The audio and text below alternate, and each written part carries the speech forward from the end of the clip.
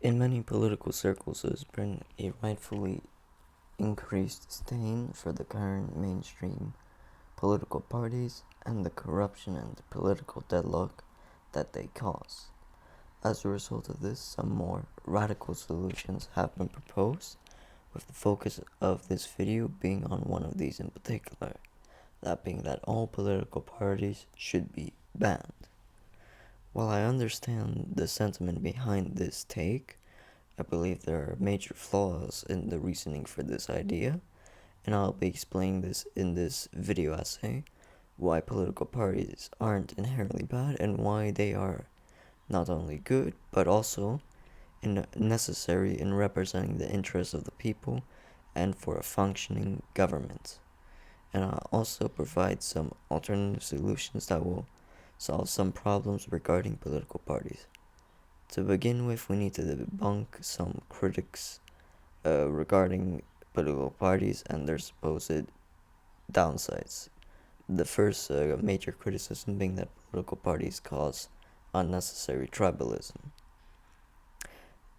and divide society. This being especially true with the political polarization in the USA between Republicans and Democrats.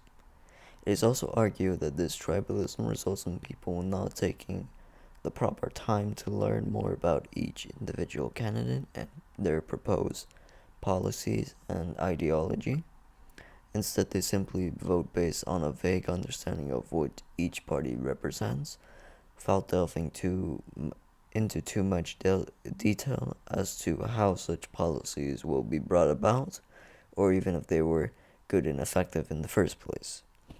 Banning political parties, it is argued, would incentivize voters to actually learn more about the candidates and about policy choice. Further, they argued that it would significantly limit political and social tribalism. However, I would argue that banning political parties would not solve any of these issues. First of all, tribalism is natural to the human psyche even without political parties. Political tribalism will still exist with politicians identifying with specific movements or ideologies, i.e., capitalist, social democrat, monarchist, republican, etc. Further, as mentioned before, politicians and by extension the common man will still associate and simplify complex ideas and programs into easier to understand concepts. As a result, the average voter will still not be inclined to learn more about a candidate. In fact, it can be argued that voters may be discouraged from voting, as many would simply not have the time nor energy to properly engage with political discourse and come to an informed position, which, to be fair, is more of a critique of democracy than anything. Point 2. Political parties incentivize corruption. Another common critique of political parties is that they promote elitism and therefore corruption, while not being accountable to the people they are meant to represent. This criticism is a pretty accurate depiction of the current situation in many Western countries, particularly in the U.S. with its unit party, and along with its deep state, but also other countries, particularly like the UK. However, I would argue that corruption is not necessarily inherent in political parties. It is natural that most organizations will degenerate over time and become more corrupt and inefficient. The root cause of this increase in inefficiency is, in my opinion, due to a lack of competition and incentives to improve, which is mostly true of American parties and to some extent the European political sphere and system. Political parties then need to compete with other parties, will need to prove to potential voter bases that they are superior to their competitors by showing their integrity and that they will provide better opportunities for them, much like how businesses compete for the market share in the private sector. Further, if political parties were abolished, then the amount of people that could run as independent candidates would be severely limited to only those that could afford it, and therefore make it that only a select oligarchy could have any potential chance with running.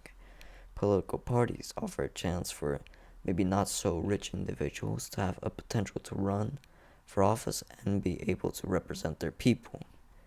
Further, nowadays, in the age of the internet, the need for large and expensive traditional campaigns with social media having the same effect for little or no real investment as large media campaigns, which allows smaller parties to have as much reach as larger, well funded establishment political parties. This provides more competition between more and more parties and encouraging them to be more honest and effective. Um, with the main points against political parties out of the way, I will now provide a series of solutions for the problems that face political parties. As mentioned previously, I believe that competition is an important factor in ensuring that political parties function well. This naturally involves there being enough competitors to be able to facilitate this, which is a problem in the USA in particular, but some other countries as well. This is the case usually because it is almost impossible for someone to be able to start a successful party without mountains of paperwork, bureaucracy, red tape, and other restrictive measures. For instance, in the USA, in order to get on the ballot of elections, whether you're an independent candidate or a newly formed political party, you need to individually go to every state and collect a certain number of signatures, which varies based on the population of the state. In theory, procedures like these are meant to ensure that the party has some support so as to avoid joke candidates and not to waste resources in regards to the voting counting process. However, in reality, this simply protects the position of larger establishment parties, allowing them to stagnate and corrupt.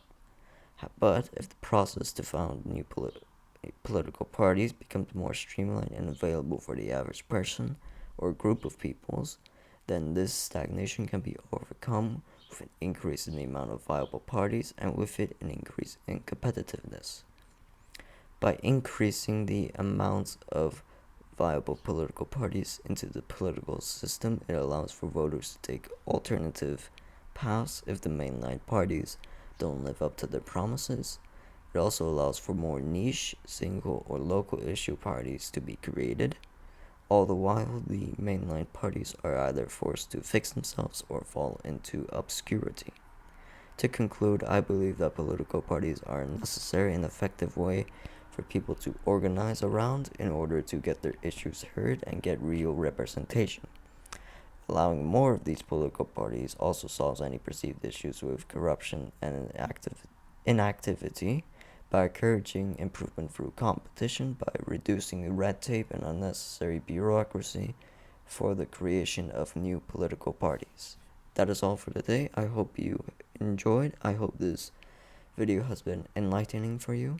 God bless. Have a nice day.